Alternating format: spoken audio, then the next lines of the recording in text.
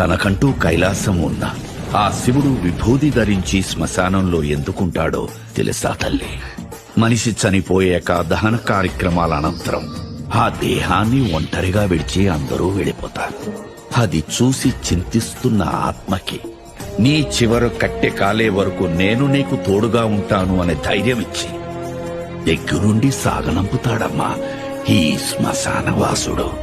మరణంలో తోడుండే ఆ మహాశివుడు తన ప్రియ భక్తుడు ప్రాణాలు తీసుకెళ్లడానికి యమధర్మరాజు వచ్చినప్పుడు మార్కండేయుడు మృత్యుంజయ మంత్రం జపిస్తూ అక్కడున్న శివలింగాన్ని కౌగిలించుకున్నప్పుడు అదే శివలింగం నుండి ఉగ్ర రూపంలో వచ్చి మృత్యుదేవతకే మృత్యువు చూపించి మార్కండేయుడు ప్రాణాల్ని కాపాడిన మహామృత్యుంజయుడమ్మా. గంగ ఉధృతంగా భూమిపైకి ఎగసినప్పుడు ఈ భూప్రపంచం ఎక్కడ తల్లడిల్లిపోతుందో అని ఆ గంగని తన జటాజూటాలలో బంధించి ఈ భూమండలాన్ని కాపాడిన జటాధరుడమ్మా ఈశ్వరుడు.